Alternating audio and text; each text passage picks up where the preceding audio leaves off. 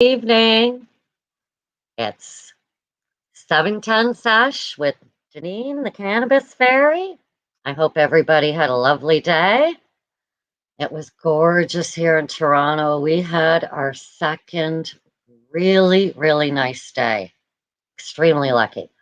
Tonight, I'm really fortunate to have my bestie from England with me to chat and hang.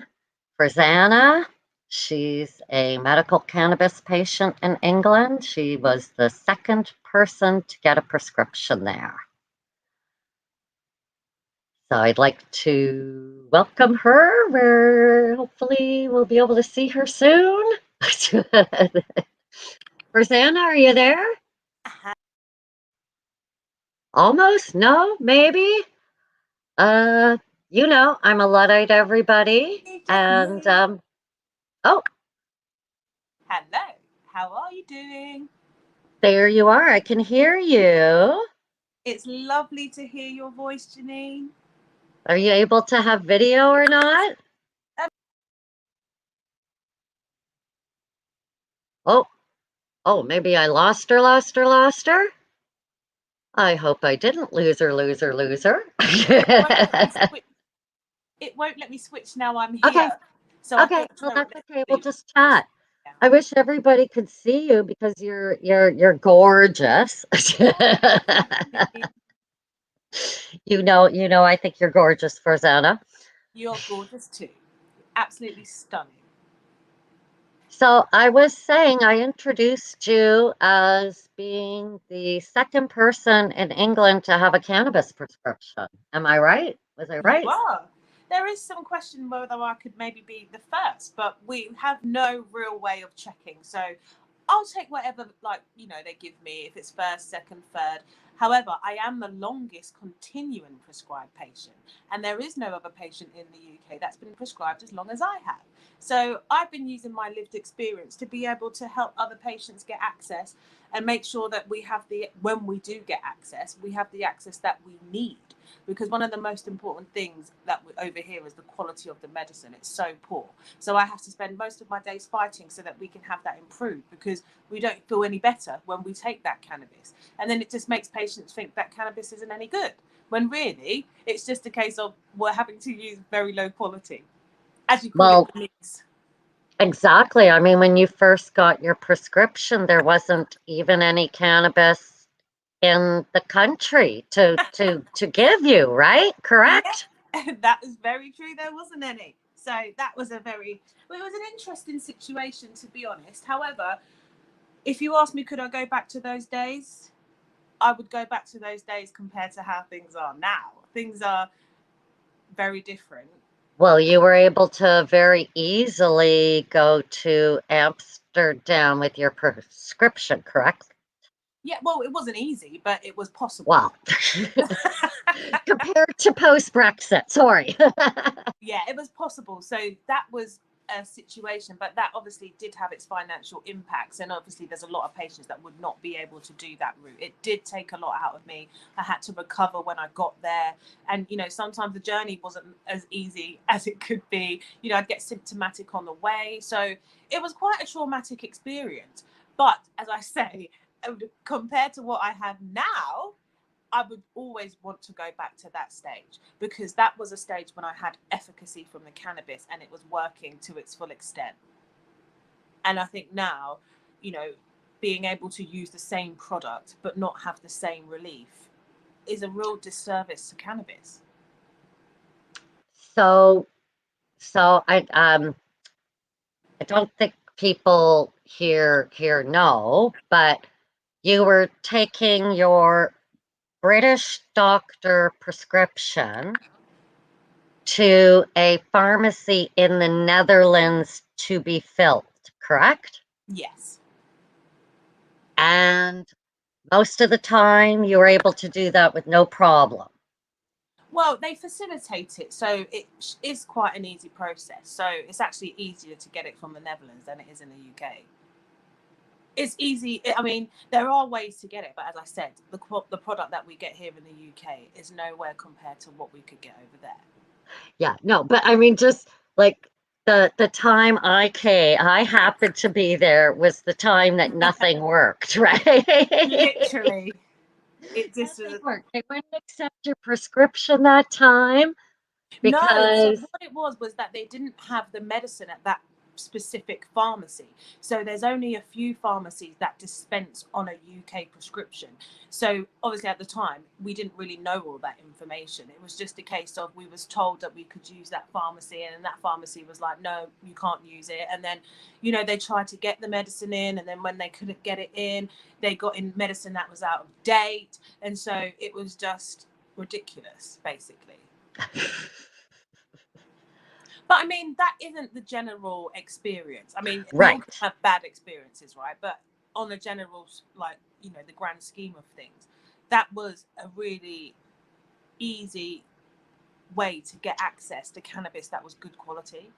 And the Right. efficacy, if you're not getting the efficacy, then there isn't really much point. And this is one of the reasons we can't retain patients in the UK. The quality of the cannabis. They're not having the relief that they're expecting. They're not having the relief that's marketed. So because of that reason, you know, it's difficult to get the volume of patients, which means that we don't have necessarily the ability to get the research that we need done, because it doesn't seem like it's really an emergency situation. However, it is an emergency situation. We have lots of patients, just not every patient can afford to go the prescribed route.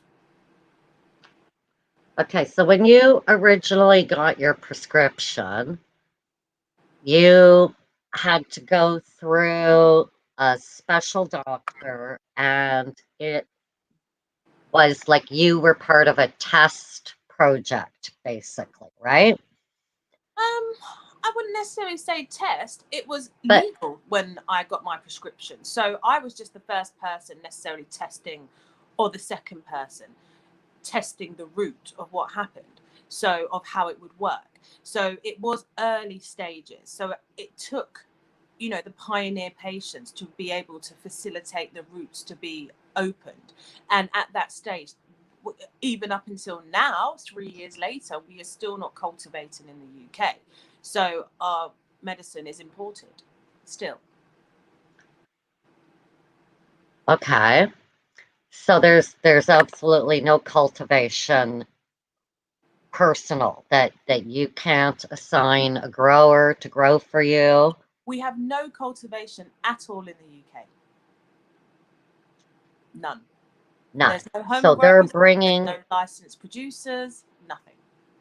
so all the cannabis that's coming in for medical is coming from Netherlands, Canada, Israel, Israel. Portugal, yeah.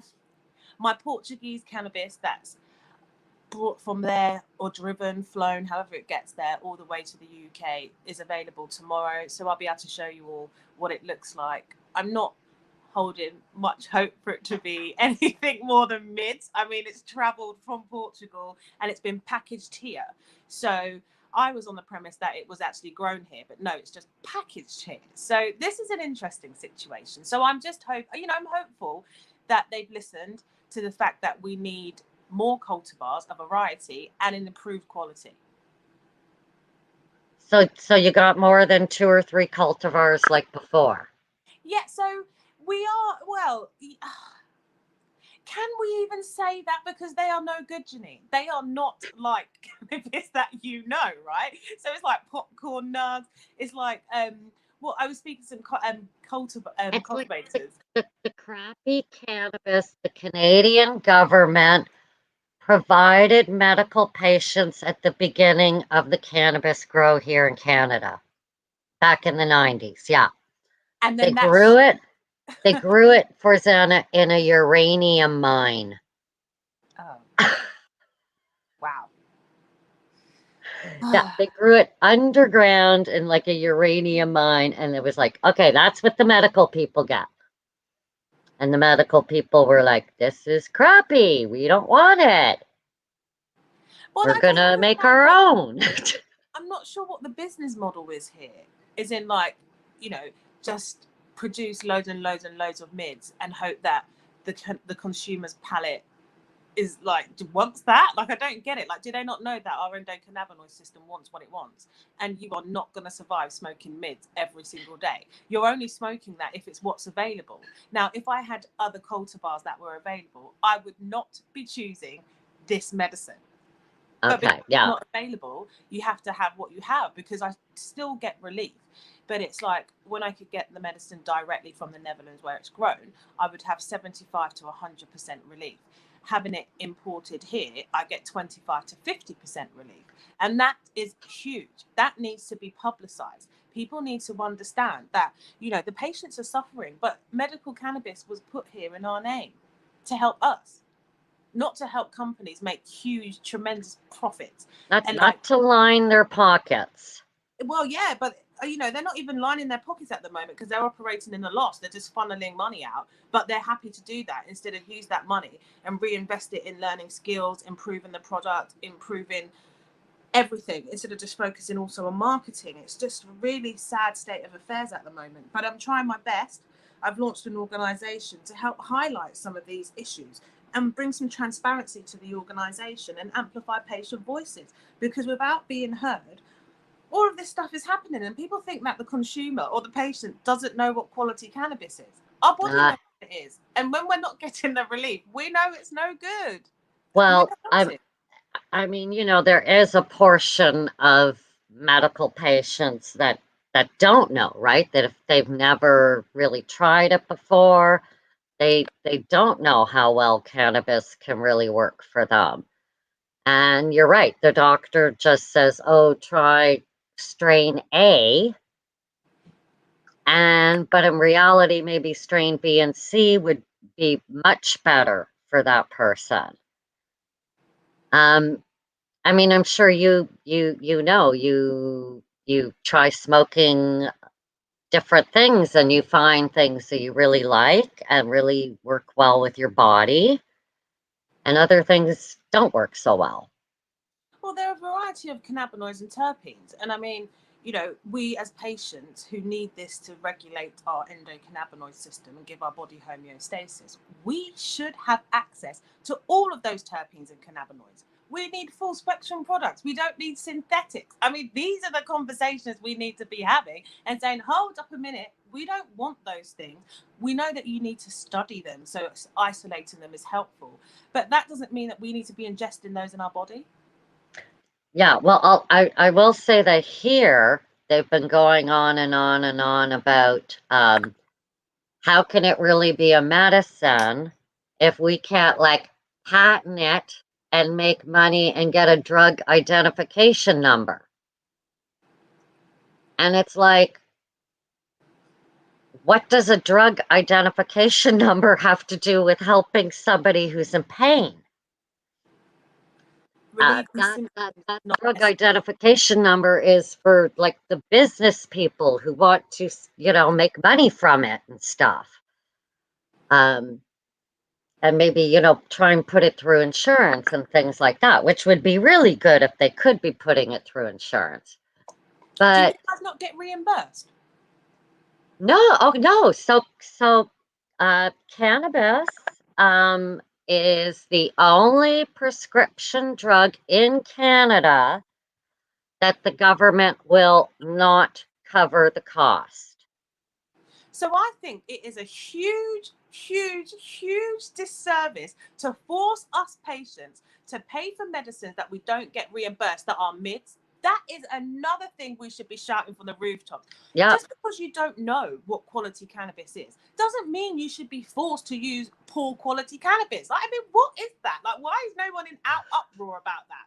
Like, for me, I wasn't like, you know, I didn't know about cannabis, Janine. When I met you, like, you came over and you educated me and you taught me about things, and I started to do my own research and learn. Then I was like, wow, like, really, I've had mids. I don't want that anymore. Does that make sense? And your body wants its good quality cannabis, it's full spectrum cannabis, because I think they also, I don't understand like what they think we are. Like, they just think that we're like some really naive people that just don't have any understanding. But I mean, once you use this plant, it teaches you everything you need to know, because it forces you to learn more. And this is the beauty of this plant. It hits every organ system in your body. it impacts your body in a way that no other medicine can, because it has very limited, if any, side effects. And I mean, I know that doesn't help some of the companies, but for the patient, there isn't anything that can do that. And I mean, well, I think of myself that I was really very fortunate that for, most of my years, I used cannabis a lot along with my pharmaceuticals. I was not just strictly on pharmaceuticals. But I will say that once I had the cannabis cupboard open to me, then 100% I was able to stop all the pharmaceuticals I was on. I have a cannabis product that, can deal with really all my problems. I've been able to find something for everything. And the thing is, of course, my doctor, can't believe this at all. yeah. How could I not need drugs? That's the proof of how amazing cannabis is, because deprescribing is something that is serious. Like, I mean, to be able, I was like a rolling pharmacy. I was on 13 different medications, and I'm able to reduce them down now to 3, only when I need them acutely. So, when I have a flare up or something like that, and I can use the most minimal dose as well, which means the side effects that I would get from using the pharmaceuticals are minimalized now. So, I mean, there's so much benefits to using cannabis, but we need to be talking about those benefits, because there is no other medicine that does this. Mm-hmm. And if that's the case, why are we not promoting it? We need to not be, we have to help also remove the bias and the stigma from. Well, because it's going to destroy a multi-billion-dollar industry, the pharmaceutical industry. Do you not think they'll just come in and monopolize it? Well, like yes, they've sort of tried with the synthetic things, right? But most places have resisted that and have, eventually gone to growing flower, then making, oils from it. A lot of places they went to oils first and then opened things up a little more for patients. Yeah. I don't know what it now I lost my track of thought. I just think it's really important to be having some of these conversations that are maybe deemed disruptive, but I think they need to be had. Like in the UK, I'm trying to introduce social equity legacy growers into the industry. But one of the most things that I find really interesting is that the growers are not getting paid what they should be getting paid for their skills if they are to join the licensed producers. So one of the barriers or bridges we need to start thinking about building is allowing cultivators to get paid what they feel they deserve to be paid. And Well, everybody in the chain getting paid really what they're worth. Well, exactly. And I think until we have that type of equality, product quality is going to be questionable, because we're going to have the craft growers, the farmers markets, and the artisan cannabis, and that's where most people.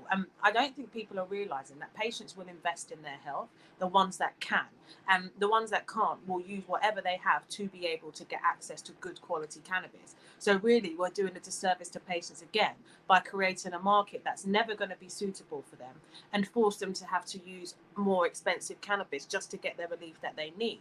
I'm of the school of thought of saying, let's ensure that everybody's growing good product so that the price will come down. I mean, in reality, it doesn't cost a lot to grow cannabis. Soil, water, light, it doesn't, you know what I mean? It doesn't cost a lot, but it can cost a lot. if once you start adding in security and things like that into the mix, so depending on where you're growing, right? Yeah. And I think part of this problem was that in certain places, illegal cannabis was worth a lot of money.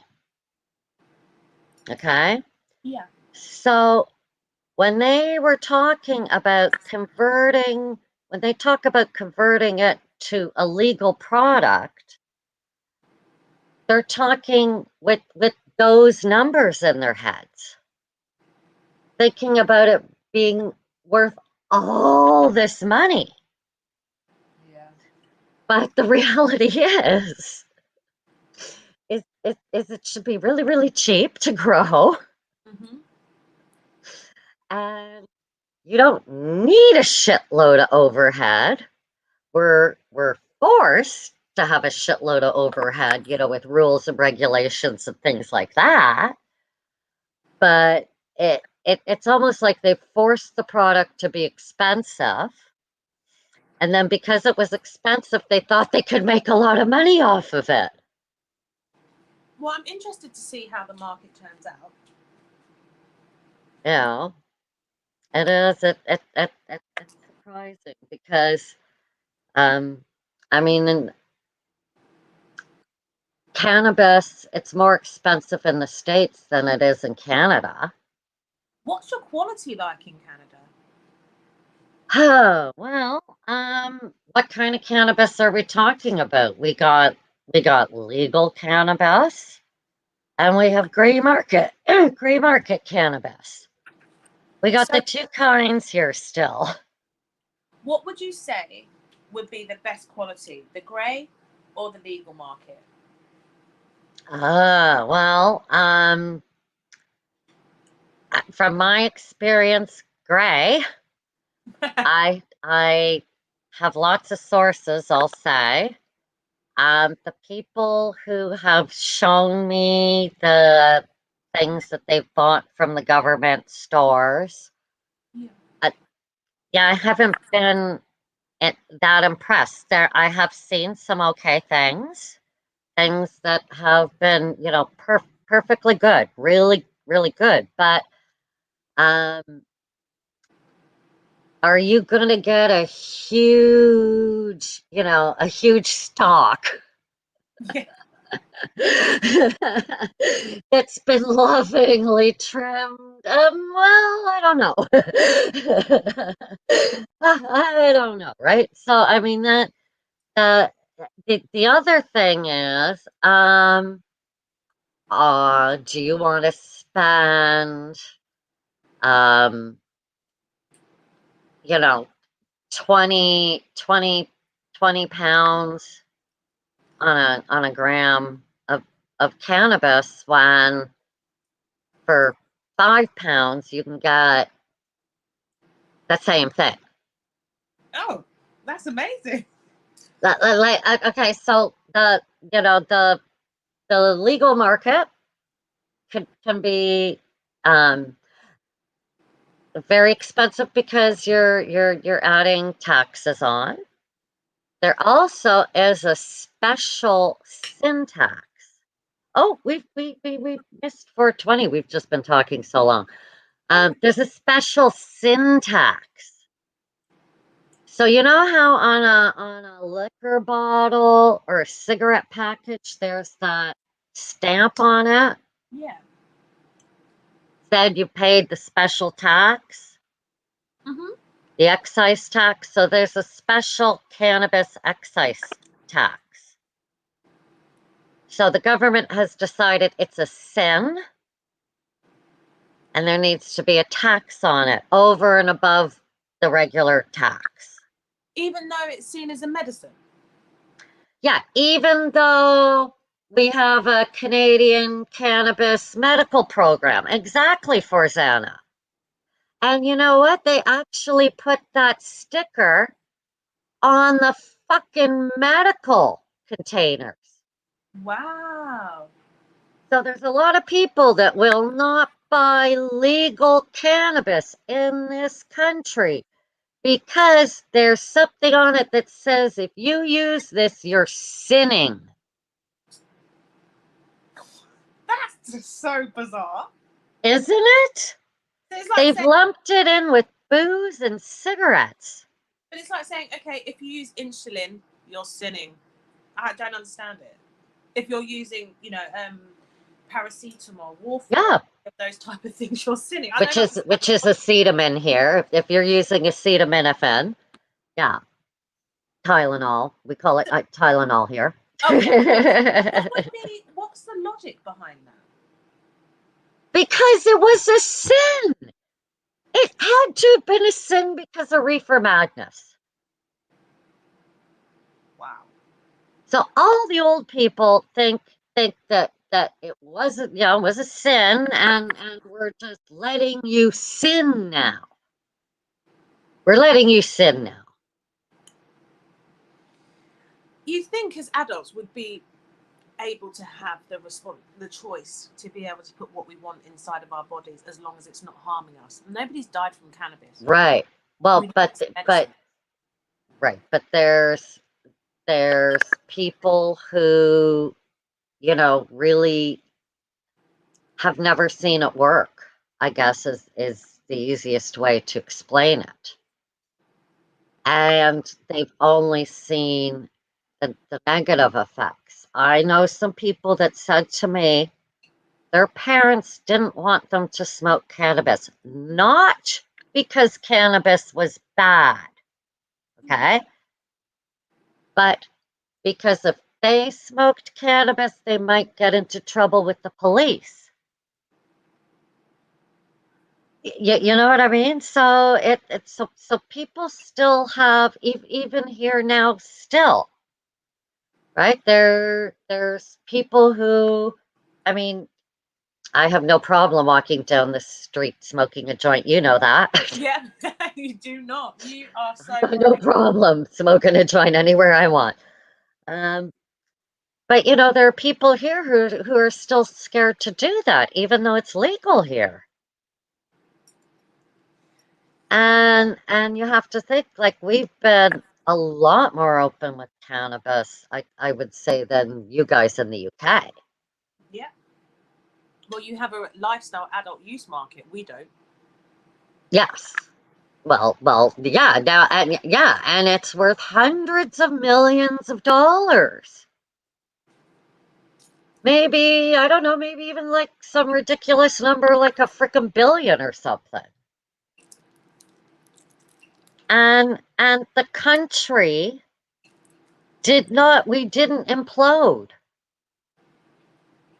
It's now been 2.5 years since legalization. But you think we'd be able to learn from each other, right? But Yeah, that clearly isn't what's going to happen. it is crazy. A friend of mine is in LA right now. Yeah. And she says, she doesn't really, smell it that much around. But then, of course, maybe it's just because people down there don't walk on the street. Maybe that's the problem.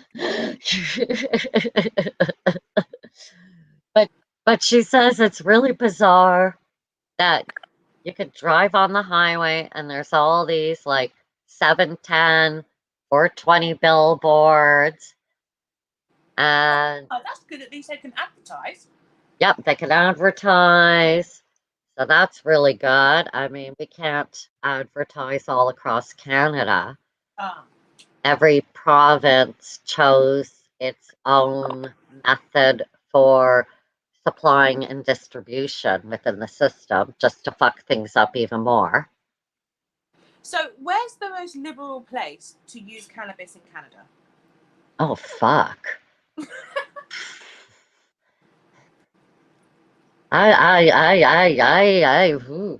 I would probably say off the top of my head, BC. It's had the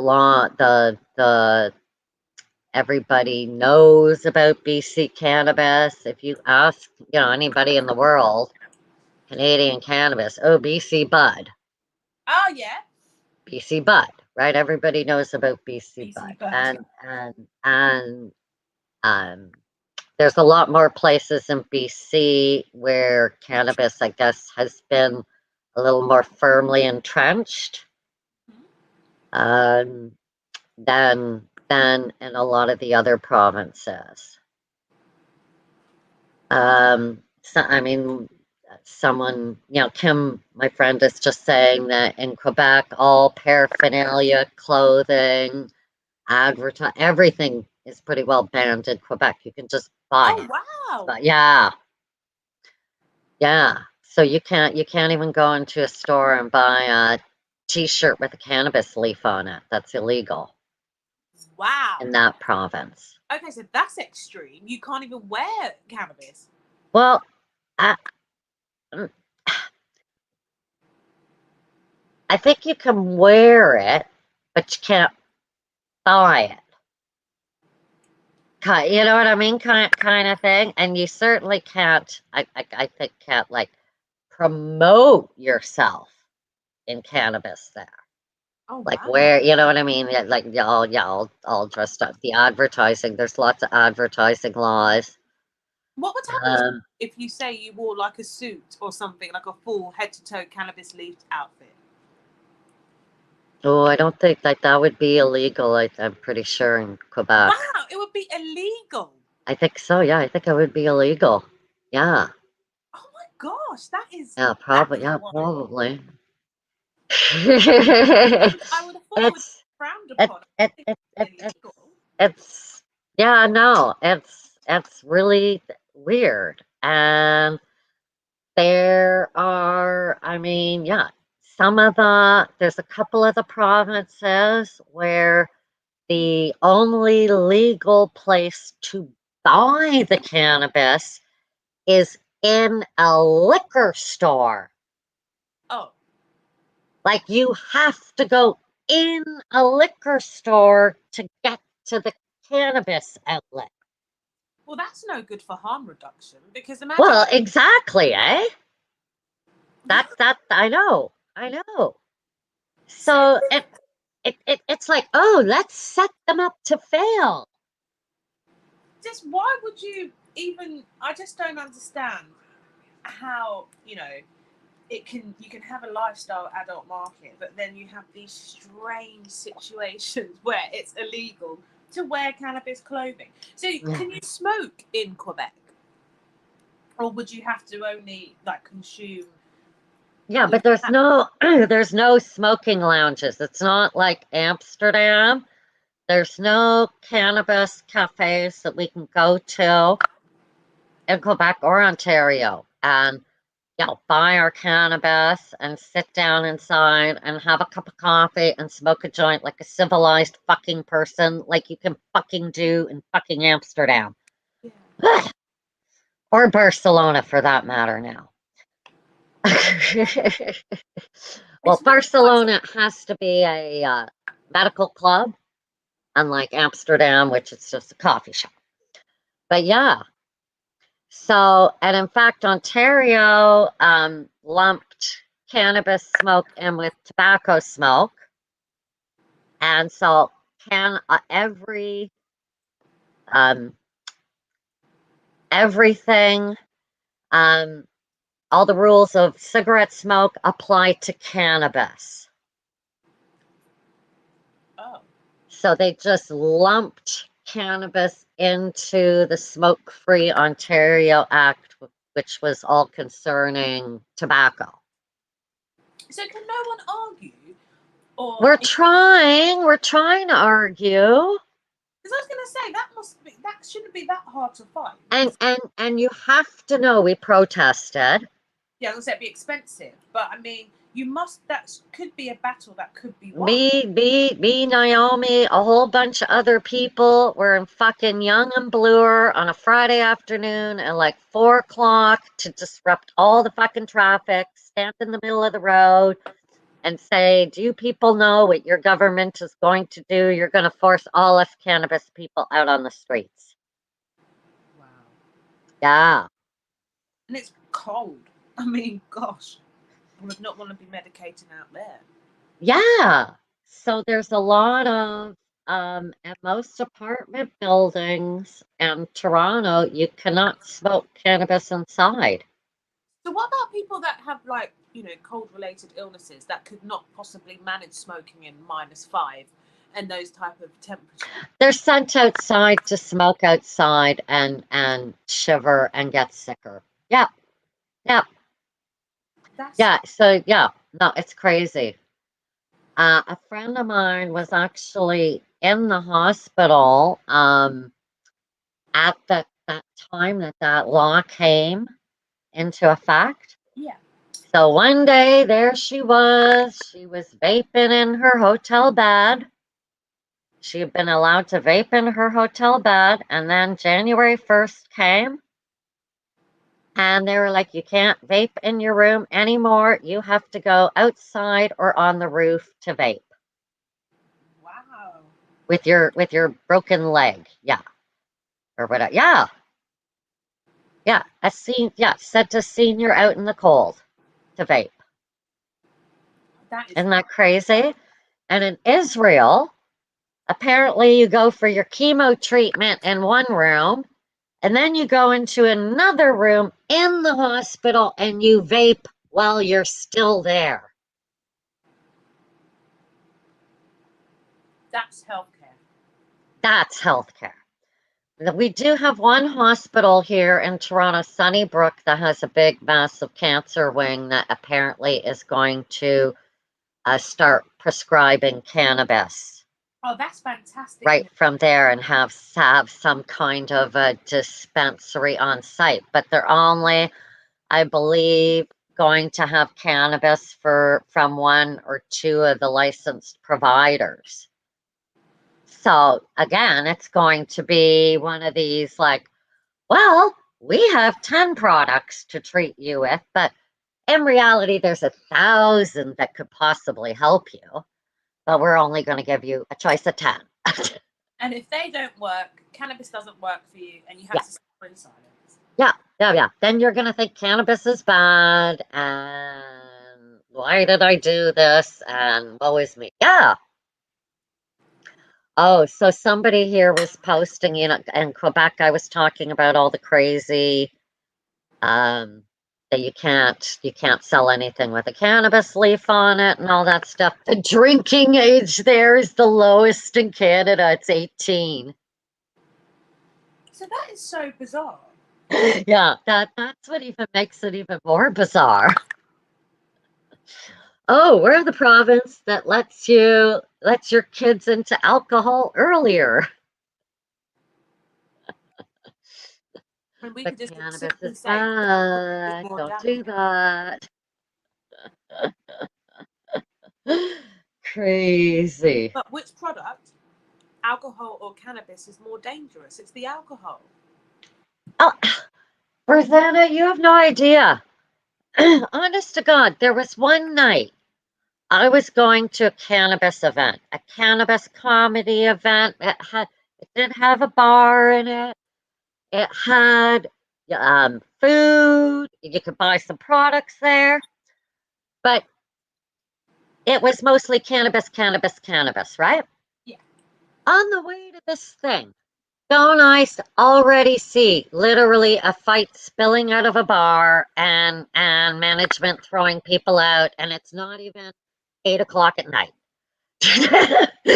And we're going like, oh my God, they're there. The drinking people, their night's already done. It's 8 o'clock. Their night's done.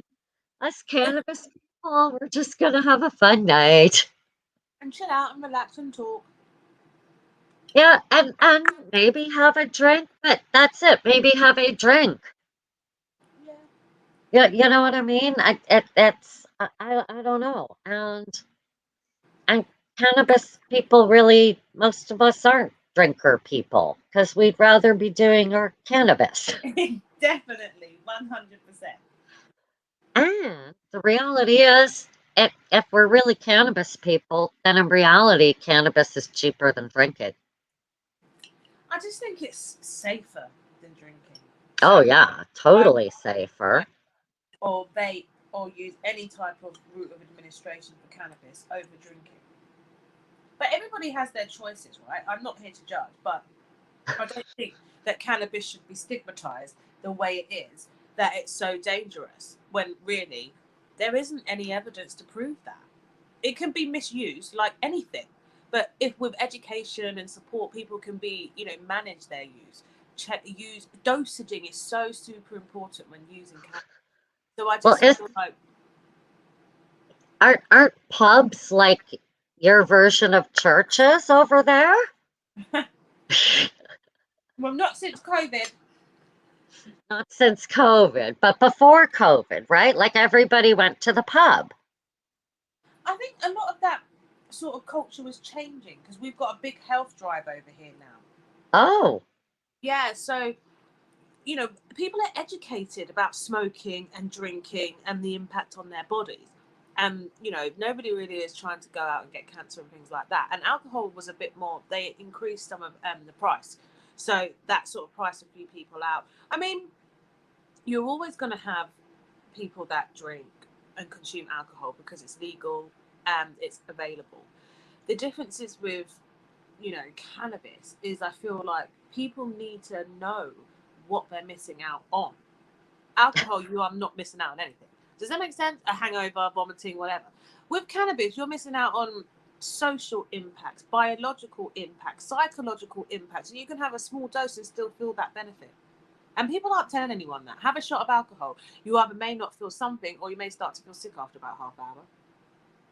If you're a sick person and you're taking multiple medications, like alcohol is not really suitable. But you could use cannabis and not have those negative side effects and have something called a positive side effect called joy. That's what cannabis does. Why should we have all the negative side effects all the time? We can have a nice one. well, I don't know, but obviously there's some people that don't want people to be happy, or cannabis would be legal everywhere. I don't know. That's the way I see it. You know what I mean? Like, you're right. It it it's way more beneficial than harmful. Like, I'm a lot older than you, Yes. unfortunately. You don't look it, Janine. You look lovely. That's true. Uh, but um, you know, I literally know over 100 people that I can think of, over 100 people that I know in my life that have had real serious problems with alcohol. Yeah. And cannabis? One. One. I only know one person that literally would smoke a joint and it would make him weird.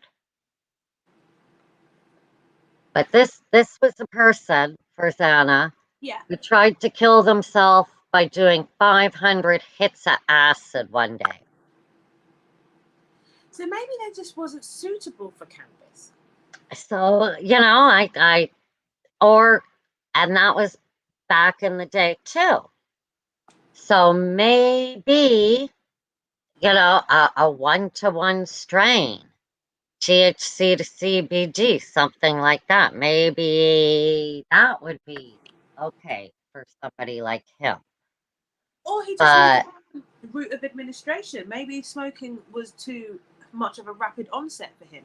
He maybe benefit from eating an edible or using a tincture under the tongue. There's many routes of administration. yeah, who knows? But he was the only like, he really was the only person I've ever met in my life that it was just like, no, we're not gonna give you cannabis, okay? Go drink from that bottle over there. Go over there. Yeah, no, I mean, but like I said, like, even easily I could probably think of 100 people in my life that have problems with boobs, right? Everybody knows, like, just, I hate to say way too many people. Yeah, that's the I was sad gonna thing, say, right? did you notice my mug? Oh, I got I my love Primark it. mug. Yes, I love it, Janine. I love it. My Primark mug to remind me of Amsterdam all the time. Well, hopefully you'll be back very soon. I can't wait Yes, to see you. I know. We can get together again and visit and hang and see the flowers. And Yeah, there's an event in August. I'm going to tell you about it and see if you want to come. an event in August. Yeah, but as we're on the podcast, I just remembered. I forgot we weren't just talking with each other. I was like, oh, we're on a podcast. I was like, yeah, I won't do the advertising for it. It's not but I was like, yeah, I'll tell you about it after. We'll have to talk later. Yeah. And I will say, how's young love? Oh, he's doing very well, loving life. Hopefully we can get out there to see you, Janine. Hopefully. Oh well, you guys are okay. So you are in England, and you guys are opening up a little bit there. Yeah, 17th of May. So we'll see. But I'm not sure about other countries accepting us, etc., etc. I'm not too versed on the COVID palaver. So to be honest, I have to update myself with the news. So I couldn't really speak proficiently on it, to be honest. But yeah, we should be opening up on the 17th. So I'm excited. Like restaurants and pubs and stores and to eat inside is on the yeah. 7th of May. So Wow. We're not even close to being able to eat inside here yet. Wow. How is We're everything going over there with COVID? I don't know. I don't. It's not that bad here, but What by that I mean, can you still get your compared to COVID? other places. But you know, the No, government says it's bad, and they're just trying to vaccinate us all. I mean, can you still get your COVID? That's what would make it bad. And it was really funny actually when I went for my vaccine. I was saying to the person who gave me the vaccine, I'm like, I'm a cannabis person, so I don't really need the vaccine. Like, I'll take it, but you know, it just seems like us cannabis people, we don't really hear of you know, lots of us getting sick, and I know a lot of cannabis people that are, you know, have a lot of problems, and they're, you know, they're all healthy still, so which is all good. And if it's protecting us, then we're lucky, right? Yeah, definitely. I think we just have to be mindful of this whole situation and just ensure that we're looking after our mental health. All Oh, the isolation and being locked down or locked in even is, you know, a very challenging situation. And I'm just hoping it hasn't impacted my social skills when I go outside. well, I'll tell you, well, you know, that first lockdown originally, they closed all the cannabis shops here. They said it wasn't essential. And everybody went cuckoo for Cocoa Puffs and said, if you're going to open the liquor stores, you better open up the cannabis stores. And they did for curbside pickup and delivery here. Well, that's great news. Yeah, so You the like cannabis stores have been open during the entire quarantine kind of thing. That when we're in lockdown, at least everybody can get legal cannabis if they want it. So that You is can get your nice. cannabis delivered now. Yeah, Well, that's brilliant, isn't it? yeah.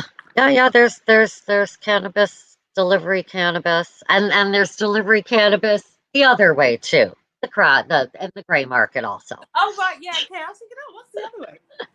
That's brilliant. Anything the legal market, the gray market can do too, or anything the gray market can do, the legal market is trying to do. I mean, we just got into having concentrates Oh, in can you get legal stores. concentrates now?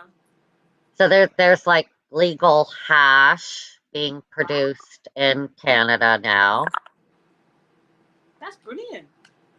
And like, you know, for somebody who's never had import hash, maybe that's good. Ah. But you know my heart's in Morocco. Well, Janine, hopefully things will continue to improve. We must have hope. I Yep, think the yep, fact that yep, we get yep, hash, yep. I hope to be able to say that, you know, someday Canada will be able to um, import legal Moroccan hash. do you think that's ever going to be possible? Well, we're gonna hope, right? Well, is there anybody doing any type of activism or advocacy to ensure that's happening? Well, I mean, basically, that they've been working on, we're just trying to get all the products within the stream first Right. before we discuss importing and exporting on the recreational side of things. Of course, I want import hash on the medical side of things. So you can get medical hash. Well, yeah, there is. I know there's at least one producer in Canada that makes hash and sells it on their patient website. It's expensive, you know, it's really expensive. Um, and I've never tried it because it's very, very, very expensive. But is But the quality there? and it's Canadian, like it's Canadian hash. It's not um made the old school method.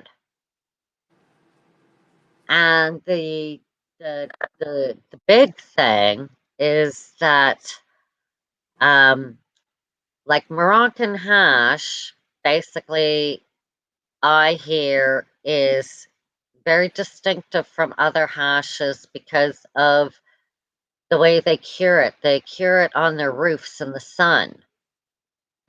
Oh. And so there's something about that Moroccan sun and baking on those rooftops that cures it in a way that you're not going to be able to do here in Canada.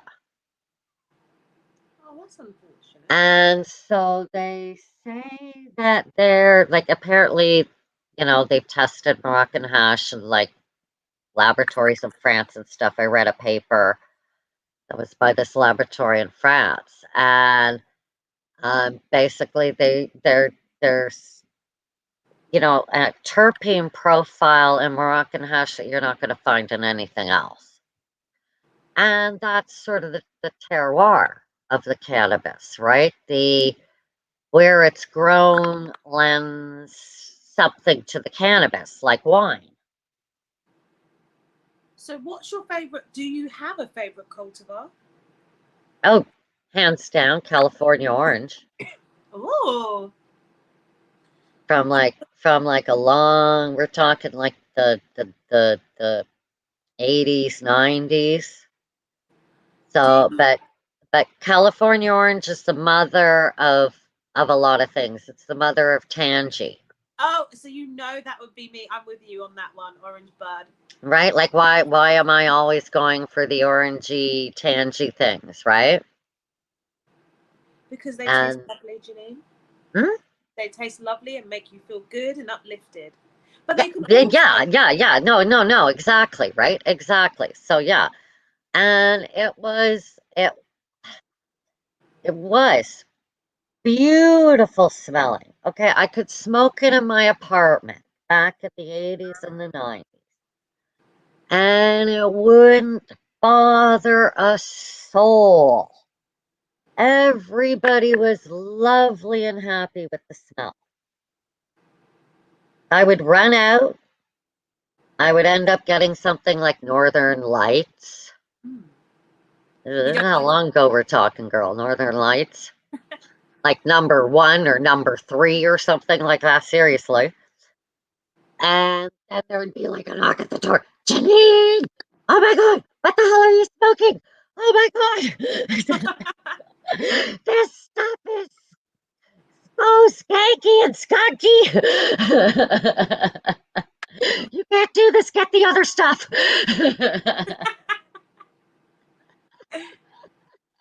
Do you prefer? So, have you tried mimosa? Oh, I've tried mimosa. Yes. What are your thoughts?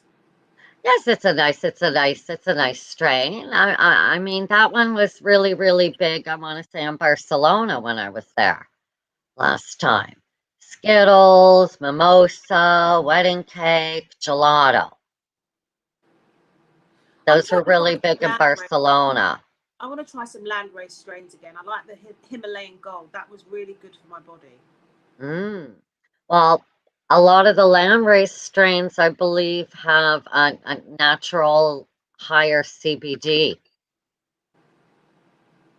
Hmm. Yeah. And that when these kids tried to make the plants, with bigger buds and tried to up the THC, they somehow bred the CBD out without really knowing because they didn't really, I think, know about CBD really back then when they really got into breeding. Back in the day, back in the 70s and 80s and stuff. Yeah. And that's it's interesting to think that maybe we could rebreed some of these landrace strains again. And you know what I mean, Forzana, but do it with knowledge of Turks and CBD and all this stuff, right? I hope that they bring back some of the strains that have gone because some of those cultivars were very good for the body, good for the pain, good for nausea, good for everything. I think one of the main disappointing things for me is that I don't even get to choose the cultivar I use. The doctor chooses for me. I mean, that is the most outrageous thing, right? Yeah. So sometimes the problem is that we're not having medicine that's working for us. I'm a really strong believer that we should get to smell the cannabis. Our olfactory system will let us know what we Yeah. want. Yeah, you're right. My girl, it has been absolutely amazing talking to you. And you, as always, Janine, you know how much I love you. You're fantastic. You're always Next doing time, here and we're there. gonna have to do it again, and we're gonna have to see if we can fucking figure out this freaking camera situation and shit. Yes. Oh, one thing I do want to do. Can I just tell everybody about my website? Oh, please, CanDoCannabis.com. please, please. Check it out. This is where you can reach me and where I do my advocacy and activism work for the UK to ensure that patients get access to cannabis that they actually need and want in a way that they can actually use and want. We have very limited routes of administration, so there's a lot of work to do. We're like 10 years behind you guys, so please, please, please give us your support. And what's the name of the thing? Say that again, Janine. What's the name? CanDoCannabis.com. And you can find Like us on Twitter, Patients CAN, like First. can, do, D-O. CanDoCannA.com. Okay. I think that's totally freaking clear now, girl. Thank you. I hope so. Come and show us your support. We'd love to have you. Okay. Everybody join Forzana's site now. Oh, thank you so I much. told you. You're all She needs our amazing. help. We need to help the world get cannabis. Yes, the UK patients, the European patients, we need you all to ensure that we get that good quality medicine. Good quality Okay. medicine is what we need. Girl, I want to thank you from the bottom of my heart. A million hugs and kisses. Thank you so much for inviting me on, Janine. It was a pleasure as No, always. and Love you everybody, all. it's now 1 a.m. there. Yeah, literally. And Forzana started at midnight. I have to really, really thank her because I don't know if I'm going to be able to get any more of my other European friends to be able to do this. Well, hopefully they'll be inspired and they will come and join your show. Okay. Kisses, my dear. Have a Kisses, good one. Janine. Thanks Take for care. everything. Thank you. Bye. Bye, everyone. I want to thank everyone. It was such a great night for Zana, having that long, long, long chat and finding out things about what's going on in England and everything. I hope everybody has a really, really wonderful weekend, and we'll see you next Friday for chatting with the Cannabis Fairy, or maybe stories. Who the hell knows what the hell we'll do next week. Good night, everyone. Have a good one.